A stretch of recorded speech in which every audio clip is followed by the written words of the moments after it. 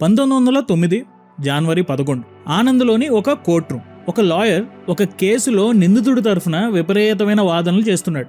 నింద మోస్తున్న అతనికి ఇది చాలా చాలా ముఖ్యం అండ్ అతన్ని నిర్దోషిగా ప్రూవ్ చేయడం అసలైన న్యాయం అని ఆ లాయర్ కూడా తెలుసు. కరెక్ట్గా అదే టైంకి ఒక వ్యక్తి కోర్ట్ హాల్లోకి పరిగెత్తుకుంటూ వచ్చి ఆ లాయర్ చేతిలో చిన్న టెలిగ్రామ్ కాగితాన్ని పెట్టాడు. ఆ లాయర్ ఆ కాగితాన్ని ఓపెన్ చేసి చూశాడు.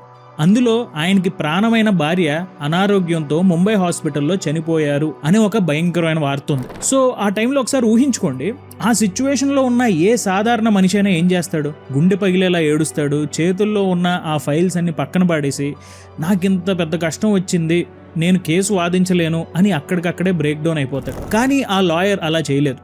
ఆ వార్త చూసిన వెంటనే ఆ కాగితాన్ని మడతబెట్టి తన కోట్ జేబులో పెట్టుకున్నాడు. కళ్ళల్లో నీళ్లు తిరుగుతున్న గుండెను రాయి చేసుకుని ఏమాత్రం తడబడకుండా చాలా ప్రాక్టికల్గా తన వాదనల్ని కంటిన్యూ చేశాడు. చివరికి ఆ కేసులో తన క్లయింట్ని నిర్దోషిగా గెలిపించిన తర్వాతే ఆ జడ్జికి తన భార్య మరణ వార్తను చెప్పాడు. ఆ రోజే కోర్ట్ రూమ్ సాక్షిగా తన ఎమోషన్స్ని కంట్రోల్ చేసుకుని ఒక అల్టిమేట్ మ్యాన్ ఆఫ్ యాక్షన్లా నిలిచిన ఆ లాయర్ ఎవరో కాదు, మన భారతదేశాన్ని ఒకటి చేసిన ఉక్కు మనిషి Sardar Vallabhbhai Patel.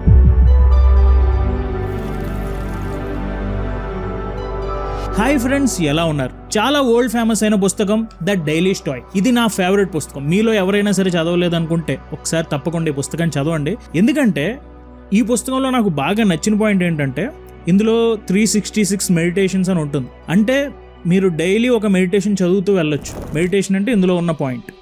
And every point మన లైఫ్కి చాలా బాగా ఉపయోగపడుతుంది, అందులో సందేహం లేదు. అండ్ ఈ పుస్తకంలోనే ద డిసిప్లిన్ ఆఫ్ యాక్షన్ అని ఒక సెక్షన్ ఉంటుంది. ఈ పుస్తకం మొత్తంలో కూడా నాకు బాగా నచ్చిన సెక్షన్ అది. ఇందులో సరిగ్గా ఇదే పాయింట్ చెప్తారు. మీ లైఫ్లో ఎలాంటి కష్టం వచ్చినా, ఎంత పెద్ద ఎమోషనల్ బ్రేక్ డౌన్ అయినా సాకులు చెప్పకుండా, కంప్లైంట్ చేయకుండా ప్రస్తుతం మీ చేతుల్లో ఉన్న బాధ్యతని ఎంత ప్రాక్టికల్గా ఎగ్జిక్యూట్ చేస్తున్నారు అనేదే మీ క్యారెక్టర్ని డిసైడ్ చేస్తుంది.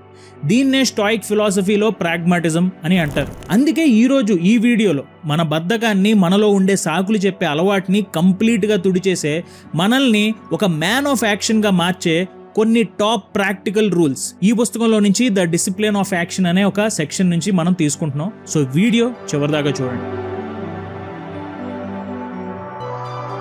ప్రాగ్మాటిజం అంటే ఏంటో చాలా సింపుల్గా చెప్తాను. లైఫ్లో మనకి ఎదురైన సమస్య ఎంత పెద్దది, ఎంత ఎమోషనల్ అనేది ముఖ్యం కాదు. ఆ క్షణంలో సాగులు చెప్పడం, ఏడవడం మానేసి గ్రౌండ్ రియాలిటీలో ఏది వర్కౌట్ అవుతుందో ఆ ప్రాక్టికల్ యాక్షన్ని చేయడమే ప్రాగ్మాటిజం. క్రీస్తు శకం 175వ సంవత్సరం. ఆ కాలంలో రోమ్ సామ్రాజ్యానికి చక్రవర్తిగా ఒక గొప్ప స్టాయిక్ ఫిలాసఫర్గా ఉన్న వ్యక్తి మార్కస్ అరేలియస్ ఉండేవారు. ఆయన బార్డర్స్లో భయంకరమైన యుద్ధాలను చేస్తూ బిజీగా ఉన్న టైంలో రోమ్ నుండి ఆయనకు ఒక హార్డ్ హిట్టింగ్ బ్యాడ్ న్యూస్ వస్తుంది. అదేంటంటే ఆయనకి అత్యంత ప్రాణ స్నేహితుడైన, అలాగే సిరియా ప్రాంతానికి సేనాధిపతి అయిన ఎవిడియస్ కాషియస్ మార్కస్ అరేలియస్ కి వెన్నుపోటు పొడిచాడు. మార్కస్ చనిపోయాడని అబద్ధపు ప్రచారం చేసి తనని తాను రోమ్ కి చక్రవర్తిగా ప్రకటించేసుకున్నాడు. ఒక దేశాన్ని ఏలే చక్రవర్తికి తన ప్రాణ స్నేహితుడే ఇంత పెద్ద ద్రోహం చేస్తే ఎంత కోపం రావాలి? ఏ రాజైనా ఏం చేస్తాడు? నా స్నేహితుడే నన్ను మోసం చేశాడని ఎమోషనల్ గా బ్రేక్ అయిపోతాడు, లేదా విపరీతమైన కక్షతో ఊగిపోతూ ఆ సామ్రాజ్యం మీదకి దండయాత్ర చేస్తాడు. దీనివల్ల సివిల్ వార్ అవుతుంది,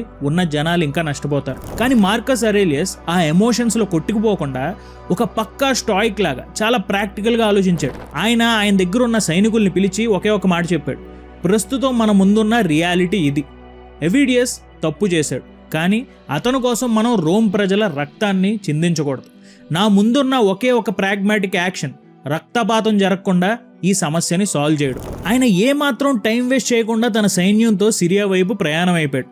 కానీ యుద్ధం చేయడానికి కాదు, శాంతిని స్థాపించడానికి. మార్కస్ అరేలియస్ అంత ప్రాక్టికల్గా, ప్రశాంతంగా రావడం చూసి ఎవిడియస్ కాషియస్ క్యాంప్లో విపరీతమైన గందరగోళం మొదలైంది. అసలే మార్కస్ అరేలియస్ అంటే రోమ్ ప్రజలకి, సైన్యానికి చాలా ప్రాణం, అతనంటే చాలా ఇష్టం. అలాంటి దైవ సమానుడైన చక్రవర్తిపై అనవసరంగా తిరుగుబాటు చేసి తప్పు చేశామని ఎవిడియస్ సొంత సైనికులే రియలైజ్ అవడం మొదలుపెట్టారు. ఆ భయం, ఆ ఒత్తిడి ఏ రేంజ్కి వెళ్ళిందంటే ఒకరోజు అర్ధరాత్రి ఎవిడియస్ కాషియస్ తన టెంట్లో ఒంటరిగా కూర్చుని ప్లాన్స్ వేసుకుంటున్న టైంలో అతని సొంత సైన్యానికి చెందిన ఒక ఆఫీసర్, అలాగే అతని వెనుక కొంతమంది సైనికులు చీకట్లో నిశ్శబ్దంగా లోపలికి అడుగుపెట్టారు. ఎవిడియస్ వెనక్కి తిరిగి చూసేలోపు ఏ చేతులతో అయితే ఎలాగైతే మార్కస్ అరేలియస్ ని ఇతను వెన్నుపోటు పొడిచాడో కాల్చాడో అలాగే అదే విధంగా అతని సొంత మనుషులే అతని గుండెల్లో కత్తిని దింపారు, నరికి చంపేశారు.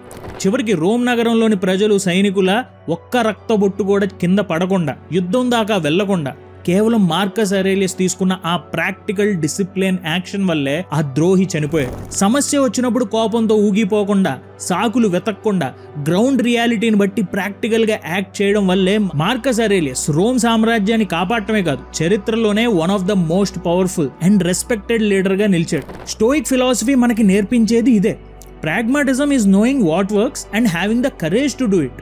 నిజానికి ఈ ప్రాగ్మాటిజం అనే రూల్ మీ పర్సనల్ లైఫ్ కూడా 100% అప్లై అవుతుంది. ఒకసారి ప్రాక్టికల్గా ఆలోచించండి. మన తెలుగు గీక్స్ ఛానల్లో మీరు అన్ని విషయాలకు సంబంధించిన నాలెడ్జ్ని నేర్చుకోవచ్చు. ప్రతి గురువారం ఒక కాన్సెప్ట్ మీద వీడియో వస్తే, మళ్ళీ ఆదివారం ఇంకొక కొత్త కాన్సెప్ట్, ఇంకొక కొత్త పుస్తకం మీద ఒక వీడియో వస్తుంది. ఇదంతా మీ మైండ్ సెట్ని బ్రాడ్గా మార్చడానికి ఎంతగానో హెల్ప్ అవుతుంది. కానీ మీ లైఫ్లో ఒక పర్టికులర్ ప్రాబ్లం ఉంది. ఉదాహరణకి మీరు టైంని అస్సలు మేనేజ్ చేయలేకపోతున్నారు, మీకు విపరీతమైన బద్ధకం ఉంది, లేదా ఒక ప్రోక్రాస్టినేషన్ వల్ల మీరు చాలా సమస్యలు ఎదుర్కొంటున్నారు. ఇలాంటి ఒక స్పెసిఫిక్ ప్రాబ్లమ్ని మీరు కంప్లీట్గా ఎదుర్కొని దాన్ని రూట్ నుండి సాల్వ్ చేయాలి అంటే మీరు కేవలం ఒక 10 నిమిషాలు వీడియో చూస్తే సరిపోదు. దానికి ఒక పక్కా స్ట్రక్చర్డ్ సిస్టమ్, ఒక కంప్లీట్ గైడెన్స్ కావాలి. సరిగ్గా ఆ ప్రాక్టికల్ సొల్యూషన్ కోసమే మీకు ఉపయోగపడుతుంది తెలుగు గీక్స్ అకాడమీ. మీరు మీ కెరియర్లో, లైఫ్లో నెక్స్ట్ లెవెల్కి వెళ్ళడానికి మా అకాడమీలో 3 స్పెషలైజ్డ్ కోర్సెస్ని డిజైన్ చేసాం. ముఖ్యంగా మీ టైంని ఒక వెపన్లా ఎలా మార్చుకోవాలి అనేది నేర్పిస్తుంది మా టైం మాస్టరీ కోర్స్. మీ బద్ధకాన్ని కంప్లీట్గా తుడిచేస్తుంది. ఈరోజు నేను మీకోసం ఒక అదిరిపోయే ప్రాగ్మాటిక్ డీల్ని కూడా తీసుకొచ్చాను.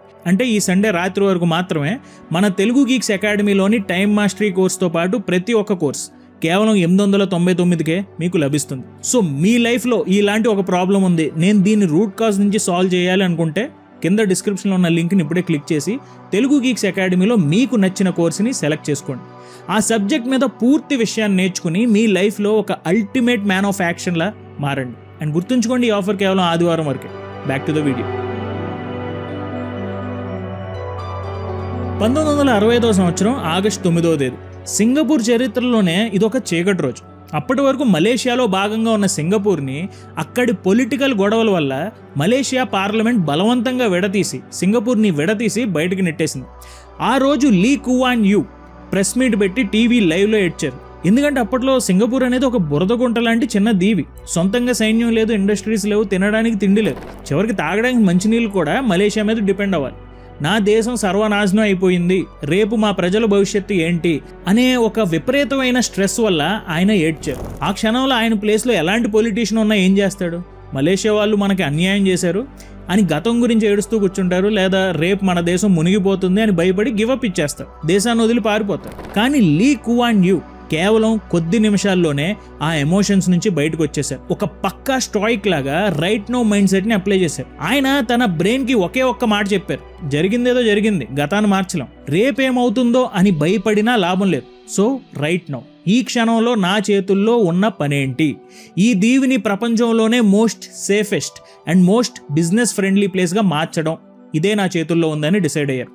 ఆయన ఏడవడం ఆపేసి వెంటనే యాక్షన్లోకి దిగారు. భవిష్యత్తు గురించి ఓవర్ థింకింగ్ చేయకుండా రోజువారి పనుల మీద ఫోకస్ చేయడం మొదలుపెట్టారు. అవినీతిని కంప్లీట్గా తుడిచేశారు. సింగపూర్ పోర్ట్ని డెవలప్ చేశారు. గ్లోబల్ కంపెనీల్ని ఇన్వైట్ చేశారు. అక్కడ కంపెనీలు పెట్టేలాగా వాళ్ళకి ఫ్రీ హ్యాండ్ ఇచ్చేశారు. ఆ ఒక్క రైట్ నో మైండ్ సెట్ వల్లే తాగడానికి నీళ్లు కూడా లేని ఒక చిన్న బురద గుంట లాంటి దీవిని కేవలం కొన్ని దశాబ్దాల్లోనే ఈ రోజు ప్రపంచంలోనే most luxury and number 1 financial హబ్గా మార్చి చూపించారు. ఈ మైండ్ సెట్ గురించే ద డైలీ స్టోయిక్ పుస్తకంలో ఒక అద్భుతమైన కోట్ ఉంటుంది. Do not let your reflection on the whole of life, it will overwhelm you. Focus only on the present task at hand. మీ జీవితం మొత్తం ఏమైపోతుందో అని ఆలోచించి భయపడకండి. ప్రస్తుతం మీ కళ్ళ ముందు మీ చేతుల్లో ఉన్న ఆ ఒక్క చిన్న పనిని మాత్రమే అత్యంత పర్ఫెక్ట్గా పూర్తి చేయండి. అందుకే రేపటి నుండి మీ లైఫ్లో ఎలాంటి కష్టం వచ్చినా, నాకు ఏడాది తర్వాత జాబ్ వస్తుందా లేదా, నా కెరియర్ ఏమైపోతుందని ఓవర్ థింకింగ్ చేయడం మానేయండి. ఒక కొండని ఎక్కేటప్పుడు శిఖరం వైపు చూస్తే భయం వేస్తుంది. మీ కళ్ళ ముందున్న ఆ ఒకే ఒక్క అడుగు మీద మాత్రమే ఫోకస్ పెట్టండి. రైట్ నౌ, ఈ సెకండ్లో నేను చేయగలిగిన బెస్ట్ యాక్షన్ ఏంటి అని మిమ్మల్ని మీరు ప్రశ్నించుకోండి. ఆ ఒక్క నిమిషం ఫోకస్ మీ ఫ్యూచర్ని కంప్లీట్గా మార్చేస్తుంది. చాలామందికి వాజ్పేయి గారు ఇండియాకి ప్రైమ్ మినిస్టర్ అయ్యారు అనే విషయం మాత్రమే తెలుసు. కానీ ఆ పొజిషన్కి రాకముందు ఆయన జీవితం మొత్తం ఒక భయంకరమైన ట్రయల్ అండ్ ఎర్రర్ ల్యాబొరేటరీ. ఆయన పొలిటికల్ కెరియర్లో ఎన్ని ప్రయోగాలు చేశారో ఒకసారి చూడండి. 1955 ఆ టైంలో ఆయన దేశం కోసం పదే ఎన్నికల్లో పోటీ చేయడం మొదలుపెట్టారు. 1957లో ఒకేసారి 3 లోక్సభ స్థానాల్లో పోటీ చేస్తే 2 చోట్ల ఘోరంగా ఓడిపోయారు. మధురాలో అయితే డిపాజిట్ కూడా దక్కలేదు. కేవలం ఒకే ఒక చోట గెలిచారు. ఆ తర్వాత 1962లో లక్నో నుండి పోటీ చేసి మళ్ళీ ఓడిపోయారు. 1984లో ఇందిరాగాంధీ గారి వేవ్లో అయితే ఆయన తన సొంతూరు గ్వాలియర్లోనే దారుణమైన ఓటమి చూశారు. ఇలా ఎన్నో సంవత్సరాలు దేశంలోనే అంత పెద్ద ఎన్నికల్లో ఓడిపోతూ ఉంటే చుట్టూ ఉన్న వాళ్ళు ఎంత ఘోరంగానవుతారు. కానీ అసలైన అవమానం దానికంటే తర్వాత జరిగింది. 1996లో ఆయన దేశానికి ప్రధాని అయ్యారు. కానీ కేవలం మెజారిటీ లేక 13 రోజులకే ఆయన ప్రభుత్వం కూలిపోయింది. ప్రపంచం మొత్తం ఆయన వైపు చూసి నవ్వింది. కానీ వాజ్పేయి గారు ఆ 13 రోజుల ఫెయిల్యూర్ని చూసి సిగ్గుపడి పాలిటిక్స్నే వదిలేలేదు. ఆ ఓటమిని ఒక ఎర్రర్లా చూసి దాని నుండి ఒక పక్కా డేటాను నేర్చుకున్నారు. లోక్సభలో నిలబడి అపోజిషన్ కళ్ళల్లోకి చూస్తూ ఆయన చెప్పిన ఆ ఐకానిక్ డైలాగ్ ఏంటో తెలుసా? సర్కారే ఆయేంగి జాయేంగి లేకిన్ ఏ దేశ్ రహనా చాహియే, ఏ దేశ్ కా లోక్తంత్ర అమర్ రహనా చాహియే. ప్రభుత్వాలు వస్తుంటాయి, పోతుంటాయి, పార్టీలు ఏర్పడుతుంటాయి, మునిగిపోతుంటాయి. కానీ ఈ దేశం నిలబడాలి, ఈ దేశ ప్రజాస్వామ్యం నిలబడాలి అని ఆయన చెప్పారు. ఆయన ఆ రోజు రాజీనామా చేసి వెనక్కి తగ్గలేదు. మిగతా పార్టీల్ని ఎలా కలుపుకోవాలో ఒక సరికొత్త పొలిటికల్ ఎక్స్పెరిమెంట్ చేశారు. ఆ తప్పులన్నింటినీ సరిదిద్దుకుంటూ నెక్స్ట్ ట్రయల్ కి రెడీ అయిపోయారు. అండ్ ఆ తర్వాత వచ్చిన ఎన్నికల్లో గెలిచి నెక్స్ట్ 5 ఏళ్లు first non Congress prime minister గా చరిత్రను సృష్టించారు. ఆయన గనక ఆ 13 రోజుల అవమానంతో సిగ్గుపడి ఆగిపోయి ఉంటే ఈ రోజు భారతదేశానికి ఒక గొప్ప నాయకుడు దక్కేవాడే కాదు. ఈ trial and error mind set గురించి ది డైలీ స్టాయిక్ పుస్తకంలో ఒక అద్భుతమైన కోట్ ఉంటుంది. Progress is not a straight line, it is a series of adjustments. Every failure is just another piece of data. Success అనేది ఒక స్ట్రైట్ లైన్ కాదు, అది మీరు చేసే తప్పుల్ని సరిదిద్దుకుంటూ వెళ్ళే ఒక లాంగ్ జర్నీ. ప్రతి ఓటమి మిమ్మల్ని పడేసే శత్రువు కాదు, మీరు నేర్చుకోవాల్సిన ఒక సరికొత్త పాఠం. అందుకే రేపటి నుండి మీ లైఫ్లో ఏదైనా ఒక ఎగ్జామ్ ఫెయిల్ అయినా లేదా మీ కెరియర్లో ఒక ఐడియా వర్కౌట్ కాకపోయినా అక్కడే కూర్చుని బాధపడకండి. 10 మంది నవ్వుతారని మీ ప్రయోగాలు చేయడం మానకండి. ఎంత వేగంగా మీరు మీ ఎర్రర్స్, ఆ తప్పుల నుంచి నేర్చుకుంటారో అంత వేగంగా మీ సక్సెస్కి మీరు దగ్గర అవుతారు. ఎవడైతే ప్రయోగాలు చేయడం మానడో వాడే ఒకరోజు విన్నర్గా నిలబడతాడు. Action is equal to perception plus will minus complaining. సింపుల్గా చెప్పాలంటే మీరు ఒక సమస్యని ఎంత పాజిటివ్గా చూస్తున్నారు, అదే మీ పర్సెప్షన్.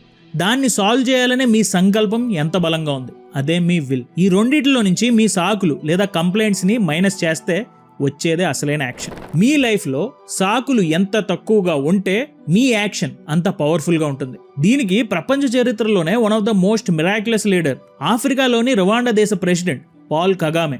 ఈయన స్టోరీనే ఒక అల్టిమేట్ ఎగ్జాంపుల్. 94వ సంవత్సరంలో రువాండా దేశం చరిత్రలోనే అత్యంత భయంకరమైన నరమేధాన్ని, ఒక జెనోసైడ్ని చూసింది. కేవలం 100 రోజుల్లో దాదాపు 8 లక్షల మందిని నరికి చంపేశారు. దేశం మొత్తం శవాల దిబ్బగా మారిపోయింది. రోడ్లు లేవు, కరెంట్ లేదు, తిండి లేదు. ప్రపంచంలోనే మోస్ట్ డేంజరస్ అండ్ దరిద్రమైన దేశంగా రువాండా మిగిలిపోయింది. ఆ టైంలో పాల్ కగామే ఆ దేశ బాధ్యతలను తీసుకున్నారు. ఆ సిచ్యువేషన్లో ఉన్న ఏ సాధారణ లీడర్ అయినా ఏం చేస్తాడు? మా దేశంలో ప్రజలందరూ కొట్టుకు చచ్చారు, మా దగ్గర అసలు బడ్జెట్ లేదు, ఐక్యరాజ్య సమితి మాకు హెల్ప్ చేయలేదు అని ప్రపంచం ముందు సాగులు చెప్తారు. కానీ పాల్ కగామే ఒక పక్కా స్టాయిక్ లీడర్ లాగా ఆ కంప్లైంట్స్ అన్నిటినీ సున్నా చేసేశారు. ఆ యాక్షన్ ఈక్వేషన్ని ఎలా అప్లై చేశారో ఒకసారి చూడండి. ఆయన ముందులో ఉన్న పర్సెప్షన్ ఏంటి? ఆయన నాశనం అయిపోయిన దేశాన్ని చూసి బాధపడలేదు. ఇదొక క్లీన్ స్లేట్. ఇప్పుడు నేను ఈ దేశాన్ని మొదటి నుండి నా ఇష్టం వచ్చినట్లు ఒక పర్ఫెక్ట్ మోడల్లా బిల్డ్ చేయొచ్చు అని పాజిటివ్గా చూశారు. రెండోది విల్. దేశాన్ని మార్చాలనే సంకల్పాన్ని, ఆ విల్ని స్కై రాకెట్ లెవెల్లో పెంచారు. మూడోది మైనస్ కంప్లైనింగ్. సాకులు చెప్పే వాళ్ళని, సాకులు చెప్పే లీడర్స్ని, అవినీతి చేసే వాళ్ళని అస్సలు సహించలేదు. దేశంలో కంప్లైంట్స్ అనే పదమే లేకుండా చేసేసారు. ఫలితం ఏంటో తెలుసా? ఎప్పుడైతే ఆ ఫార్ములాలో కంప్లైంట్స్ 0 అయిపోయాయో ఆయన యాక్షన్ 100 రెట్లు పెరిగింది. కేవలం 2 దశాబ్దాల్లోనే ఆ శవాల దెబ్బగా ఉన్న రువాండాని ఈరోజు ఆఫ్రికా ఖండంలోనే most cleanest and most safest IT hub లాగా మార్చేశారు.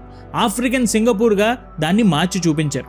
గుర్తుంచుకోండి, మీరు లైఫ్లో యాక్షన్ తీసుకోలేకపోతున్నారంటే అర్థం మీ చుట్టూ రిసోర్సెస్ లేవని కాదు, మీ బ్రెయిన్లో కంప్లైనింగ్, సాకులు ఎక్కువగా ఉన్నాయని అర్థం.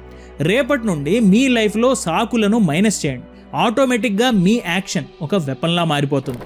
సో ఈ వీడియో చివరికి వచ్చేసింది. వీడియోలోని పాయింట్స్ని ఫాస్ట్గా రివైజ్ చేసేద్దాం. ఈ రివిజన్ ఎందుకు చెప్తున్నానంటే మీకు బాగా గుర్తుంటుంది, so try to note this points. ముందుగా chapter 1 the rule of pragmatism. సమస్య ఎంత పెద్దదైనా సాకులు చెప్పడం మానేయడమే నిజమైన ధైర్యం. గ్రౌండ్ రియాలిటీని బట్టి ఏది వర్కౌట్ అవుతుందో ఆ ప్రాక్టికల్ యాక్షన్ని తీసుకోవడమే pragmatism. Chapter 2 right now mind set. జీవితం మొత్తం ఏమైపోతుందో అని ఆలోచించి అనవసరంగా భయపడకండి. గతం అలాగే భవిష్యత్తుని పక్కన పెట్టి ప్రస్తుతం మీ చేతిలో ఉన్న పనిని మాత్రమే పూర్తి చేయండి. Chapter 3 trial and error. ఓటమి అనేది మిమ్మల్ని పాడేసే శత్రువు కాదు, మీరు నేర్చుకోవాల్సిన ఒక పాఠం. 10 మంది నవ్వుతారని భయపడకుండా తప్పుల నుండి నేర్చుకుంటూ ప్రయోగాలు చేయడం ఆపకుండా ముందుకు వెళ్ళండి. Chapter 4 the stoic action formula. సమస్యను చూసే విధానం అలాగే సంకల్పం నుండి మీ సాకులను మైనస్ చేయండి. మీ బ్రెయిన్లో కంప్లైంట్స్ ఎప్పుడైతే 0 అయిపోతాయో అప్పుడే మీ యాక్షన్ ఒక వెపన్లా మారుతుంది. అలాగే మిమ్మల్ని మ్యాన్ ఆఫ్ యాక్షన్గా మార్చే తెలుగు గీక్స్ అకాడమీలో కోర్సెస్ ఈ ఆదివారం రాత్రి వరకు కేవలం 899గా మీకు లభిస్తున్నాయి. ప్రతి కోర్స్ 2499 దాకా ఉంది. సో 899 అనేది మేము ఇస్తున్న బెస్ట్ వాల్యూ. అండ్ దానికి సంబంధించిన లింక్ కింద డిస్క్రిప్షన్లో ఉంది. అండ్ మై డియర్ ఫ్రెండ్స్, ఒకటి గుర్తుంచుకోండి, పరిస్థితులు ఎంత ఘోరంగా ఉన్నా, ఎంతటి ఎమోషనల్ బ్రేక్ డౌన్ ఎదురైనా సాకులు చెప్పకుండా బాధ్యతని నెరవేర్చడమే మీ సహజమైన క్యారెక్టర్ని డిసైడ్ చేస్తుంది. మీ లైఫ్లో ఓవర్ థింకింగ్ని అలాగే కంప్లైంట్స్ని పూర్తిగా పూర్తి చేసి ప్రతి ఓటమిని ఒక డేటా లాగా వాడుకుంటూ ప్రస్తుత క్షణంలో మీరు ఏం చేయగలరో ఆ ఒక్క అడుగు వేస్తే సర్దార్ వల్లభాయ్ పటేల్ లాగా మీరు కూడా మీ జీవితంలో ఒక అల్టిమేట్ మ్యాన్ ఆఫ్ యాక్షన్గా నిలిచి ఒక ఉక్కు మనిషిగా మారతారు. సో ఈ వీడియో మీకు ఎలా అనిపించింది, ఏ పాయింట్ మీ లైఫ్కి ఉపయోగపడుతుంది అనేది నాకు కింద కామెంట్స్లో తెలియజేయండి. Thank you so much for watching our videos. జై హింద్.